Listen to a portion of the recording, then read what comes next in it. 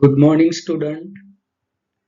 Today we are going to learn Unit 4, Read 1, Mind, Body and Medicine, Part 3. Part 1 જોઈ ગયા, Part 2 જોઈ ગયા અને આ Part 3 છે. તન, મન અને ઔષધિઓ એવું એનું હેડિંગ છે.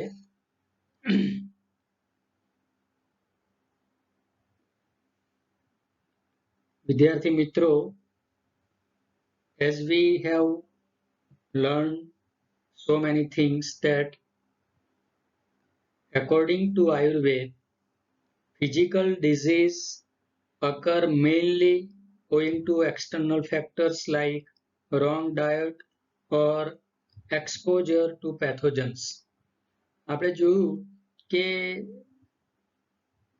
શારીરિક રોગ જે થવા પાછળનું કારણ છે એ રોંગ ડાયટ છે અને એક્સપોઝર ટુ પેથોજન્સ એટલે જીવાણુઓના કારણે, વાયરસના કારણે અને બહારનો ખરાબ ખોરાક લેવાથી શારીરિક બીમારીઓ થાય છે.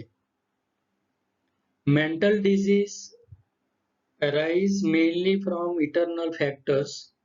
જ્યારે જે માનસિક રોગ જે છે એ વ્યક્તિના સ્વયંના કારણે થાય છે, આંતરિક બાબત છે, વ્યક્તિની આંતરિક બાબત છે માનસિક રોગ થવા પાછળનું. એ આપણે જોઈ ગયા. This is according to Ayurveda. આયુર્વેદના મત પ્રમાણેની આ વાત છે. Mental disease arise mainly from internal factors like wrong use of the senses and increase of negative emotions. ખોટી લાગણીઓ અને નેગેટિવ વિચારસરણી ધરાવતા વ્યક્તિ એ માનસિક રોગના ભોગી બને છે. We ought to develop the habit of positive thinking. તો સારી બાબત કઈ છે? We ought to develop positive thinking એટલે કે સકારાત્મક વિચાર આપણે અપનાવવા જોઈએ એવું કહે છે Ayurveda. It has a good positive effect on our emotions. સારા વિચારવાના કારણે સારી લાગણીઓ ઉદ્ભવશે. સારા વિચારો કરીશું તો સારું જ મનમાં બીજા વિચારો આવશે. However, both physical and psychological disease are usually mixed and one seldom occurs without the other. શારીરિક રોગ અને માનસિક રોગ એ બંને એકબીજાના પૂરક છે, એકબીજાની ગેરહાજરીમાં હોતા નથી એવું કહેવા માંગે છે. વિદ્યાર્થી મિત્રો, આપણે જાણીએ છીએ એ પ્રમાણે સ્વસ્થ રહેવા માટે થઈને શુદ્ધ આહાર લેવો જોઈએ, શુદ્ધ પાણી લેવું જોઈએ, સારા વિચારો અપનાવવા જોઈએ, સારું ખાવું જોઈએ, સારું પીવું જોઈએ, બરાબર? અને ખાસ કરીને સારા વિચારો, પોઝિટિવ થિંકિંગ રાખવાથી આપણું આયુષ્ય પણ વધે છે અને તંદુરસ્ત રહે છે આપણું શરીર અને મન. તંદુરસ્ત મન એ તંદુરસ્ત શરીરમાં વસેલું છે. એ આ વાત આપણે ખાસ ધ્યાનમાં રાખવાની.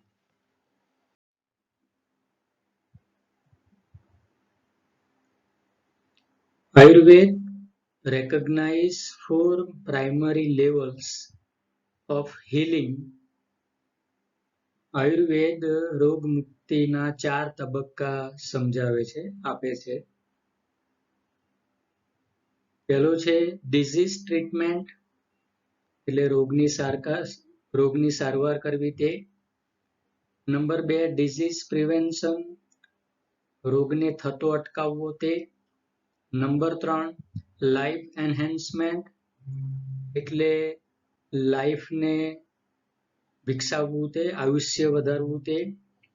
નંબર 4 અવેરનેસ ડેવલપમેન્ટ જાગૃતતાનો વિકાસ કરવો તે. આવા 4 આયુર્વેદ પ્રાઇમરી લેવલ્સના જે હિલિંગ સ્ટેપ છે એ બતાવે છે, તબક્કા છે તે. For most of us, medical treatment begins when we fall ill. Fall ill એટલે બીમાર પડવું તે. જ્યારે આપણે બીમાર પડીએ ત્યારે જ મેડિકલ ટ્રીટમેન્ટ શરૂ કરીએ છીએ, મોટાભાગના આપણે એવું કરીએ છીએ. બીમાર પડીએ એટલે મેડિકલ ટ્રીટમેન્ટ શરૂ કરીએ. It is a form of disease treatment,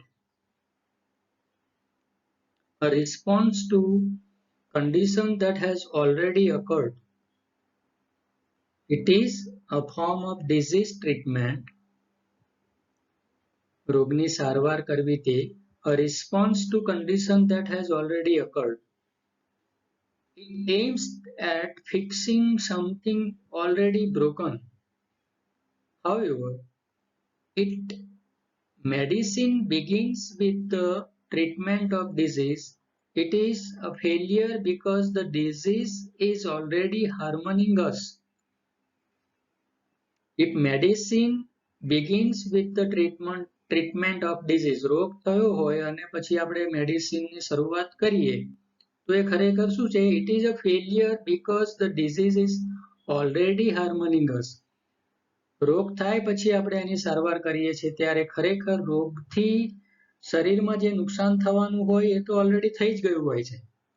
already હાર્મનિંગ અસ, આપણને એ રોગ નુકસાન કરી ચૂક્યો હોય છે, નુકસાન કરતો હોય છે. At this late stage, રોગ પાછળ ટ્રીટમેન્ટનું જે મોડું થવું તે, રોગ થયા પછી આપણે સારવાર કરીએ ત્યારે ઓલરેડી ઘણું મોડું થઈ ગયું હોય છે. At this late stage, we are left with no option but using drugs and surgery. અને પછી આપણી પાસે બીજો કોઈ સ્કોપ રહેતો હતો નથી, એટલે we have to take surgery or drugs. દવા લેવી પડે અથવા તો સર્જરી કરવી પડે. Which may have many side effects in the long run. દવા લેવાથી કે સર્જરી કરાવવાથી શરીર ઉપર એ આપણા શરીરમાં સાઈડ ઇફેક્ટ ઊભી કરે છે. રોગ તો મટે છે 100%, પણ દવા લેવાથી કે આપણા શરીર ઉપર સર્જરી કરાવવાથી મેડિકલ સર્જરી કરાવવાથી એની આડઅસર પણ થતી હોય છે. A higher level of healing aims at preventing disease before they manifest. રોગ વધારે વધતો થતો અટકાવી શકાય છે, પ્રિવેન્ટ કરી શકાય છે એને. To reach this stage, we ought to consider the fact of our lifestyle. અને આ સ્ટેજને આપણે પહોંચવા માટે થઈને we ought to consider the fact of our lifestyle. આપણી લાઈફસ્ટાઈલને આપણે સમજવી પડે. Environment, work and psychological condition. આપણું પર્યાવરણ, આપણે કઈ રીતે કામ કરીએ છીએ, આપણી સાયકોલોજીકલ કન્ડિશન કેવી છે, માનસિક સ્થિતિ આપણી કેવી છે, એ બધાનો અભ્યાસ કરીએ ત્યારે ખરેખર આપણને ખબર પડે કે આપણે કયા સ્ટેજમાં છીએ. To some extent, we are always sick. મોટાભાગે આપણે બીમાર જ હોઈએ છીએ કેટલીક બાબતોમાં. Because our life itself is unstable. કારણ કે આપણું જીવન જે છે અનસ્ટેબલ છે, હગુડગુ છે. There are always some disease attacking us. મોટાભાગના રોગો આપણી ઉપર એટેક કરતા હોય છે. Particularly in change of season or in the aging process. ઋતુ બદલાય એટલે બીમાર પડાય છે. ઉંમરના કારણે, ઉંમર વધવાના કારણે શરીરમાં કેટલાક રોગ આવતા હોય છે. તો એ નેચરલ છે. Health is a matter of continual adjustment. Health એ કાયમી એડજસ્ટમેન્ટ કરવા માટેની બાબત છે. એકવાર એડજસ્ટ કરી લીધું ને કાયમ ચાલે એવું નહીં. દરેક વખતે દરરોજ હેલ્થ માટે કોન્શિયસ રહેવું જરૂરી છે. Health is a matter of continual adjustment like navigating a ship upon the sea. જેવી રીતે દરિયામાં શિપને નેવિગેટ કરે છે, દિશા સૂચન જે થતું હોય છે બોટને, શિપને, એવી રીતે આપણે આપણા હેલ્થ માટે પણ કાયમી નેવિગેટ કરવું પડે. Our health is an ongoing concern. એ સતત ચાલતો પ્રવાહ છે health. we must conscious about our health. વિદ્યાર્થી મિત્રો,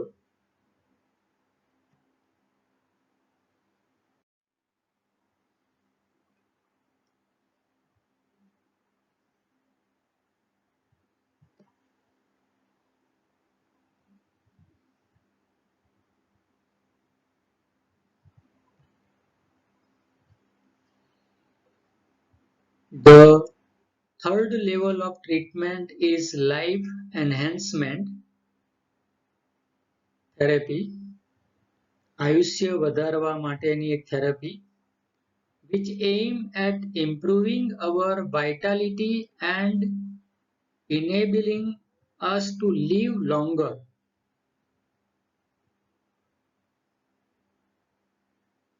Which aim at improving our vitality and enabling us to live longer. It does not merely prevent disease but shows us how to increase our positive energy. However, Ayurveda aims at creating health, avoiding disease, and helping us live longer. વિદ્યાર્થી મિત્રો, આયુર્વેદમાં અહીંયા જે ત્રીજા પ્રકારની સારવાર છે life enhancement therapy, એ આયુષ્યને વધારવા માટેની છે અને જેના ઉદ્દેશથી આપણે જીવન શક્તિને ટકાવી રાખીએ. એ જેનો ઉદ્દેશ છે એનો, આપણે જીવન શક્તિ વગર જીવન ચાલે નહીં, તો એને ટકાવી રાખવા માટે આપણે શું કરવું એ પણ આપણને આયુર્વેદ શીખવાડે છે, સમજાવે છે. It does not merely prevent disease but shows us how to increase our positive energy. રોગને માત્ર અટકાવવાનું જ વાત આપણને કરતી નથી. આયુર્વેદ આપણને પોઝિટિવ એનર્જીને ઇન્ક્રીઝ કઈ રીતે કરવી, સકારાત્મક શક્તિને આપણે કઈ રીતે વધારવી એ પણ આપણને સમજાવે છે life enhancement therapy. However, Ayurveda aims at creating health, avoid disease and helping us live longer. આયુર્વેદનો હેતુ શું છે? તો હેલ્થને સુધારો કરવો, તે રોગને દૂર કરવા, તે અને કેવી રીતે લાંબુ આયુષ્ય જીવવું એ તરફનો એનો ધ્યેય છે આયુર્વેદનો.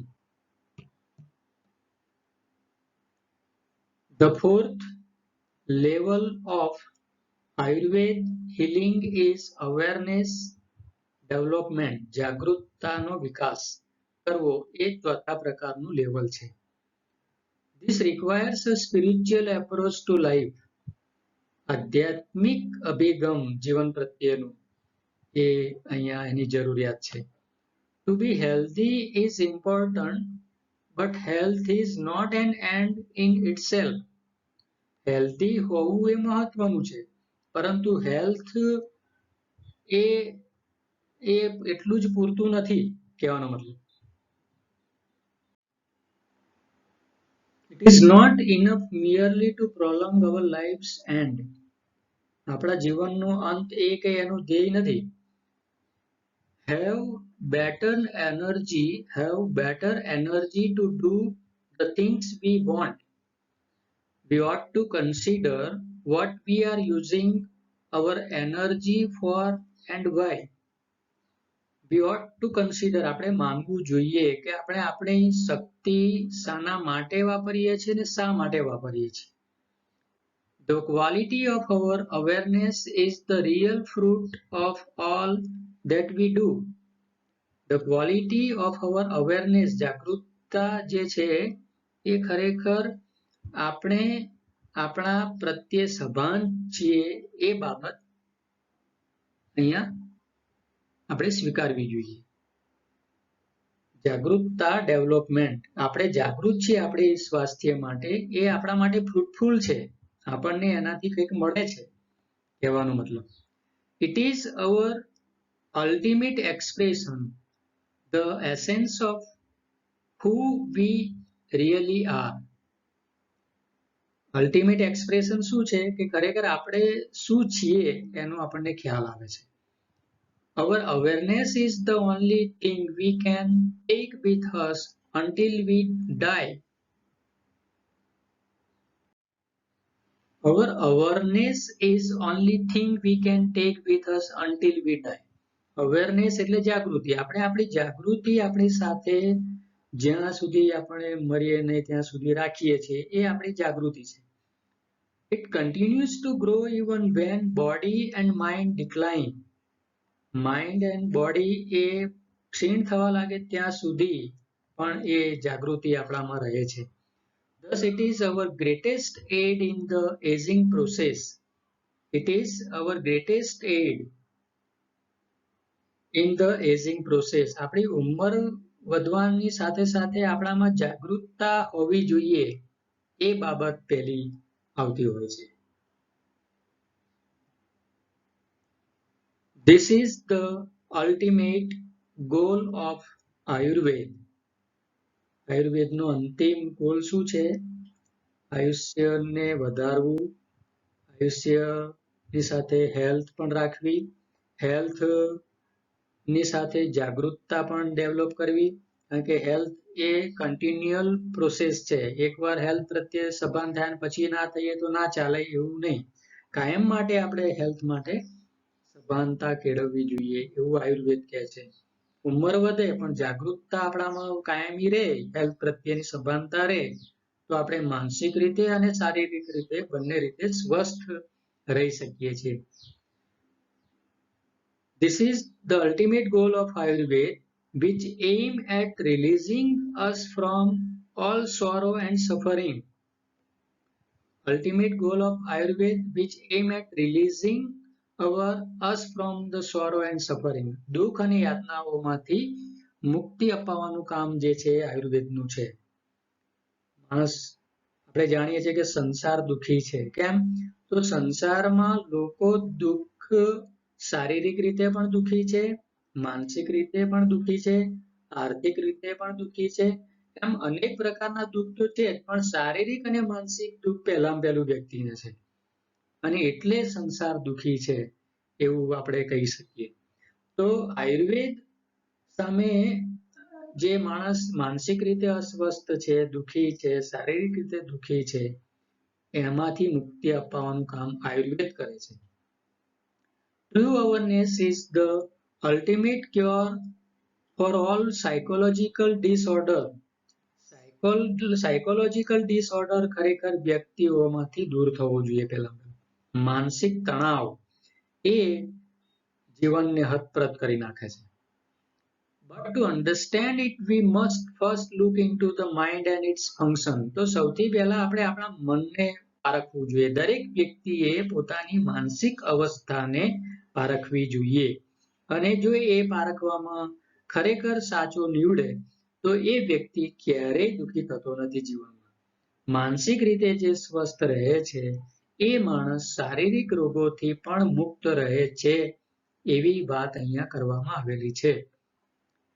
We had better start from where we are. જ્યાં છે ત્યાંથી જ જાગ્યા ત્યાંથી સવાર કહેવાનો મતલબ આપણા સ્વાસ્થ્ય માટે થઈ જવું જોઈએ. In this direction our journey proceed. અને એ બાબત પ્રત્યે આપણી જે જર્ની છે એ આગળ ધપવી જોઈએ. વિદ્યાર્થી મિત્રો, આશા રાખું કે તમને આમાં પાઠમાં સમજણ પડી હશે. માઇન્ડ, બોડી એન્ડ મેડિસિન, તન, મન અને ઔષધિઓ. બહુ જ સરસ આ યુનિટ છે. ખરેખર આપણા જીવનમાં કાયમી જીવીએ ત્યાં સુધી જો સારા વિચારો આમાંથી આપણે અપનાવીએ તો આપણે શારીરિક રીતે પણ સ્વસ્થ રહીએ, માનસિક રીતે પણ સ્વસ્થ રહીએ અને લાંબુ આયુષ્ય મળે. ખૂબ સારા વિચારો આપતું આ યુનિટ છે. વિદ્યાર્થી મિત્રો, તમે સમજ્યા હશો અને એને જીવનમાં ઉતારવા જેવું લાગે તો ઉતારવું. ભણવા પૂરતું જ પાઠ ભણીએ છીએ એવું નહીં રાખવાનું. જીવનમાં આપણને ઘણા સારા વિચારો કામમાં લાગતા હોય છે આજીવન દરમિયાન, તો એવા સારા વિચારો પણ આપણે અપનાવવા જોઈએ. આશા રાખું કે તમને પાઠ સમજાયો હશે.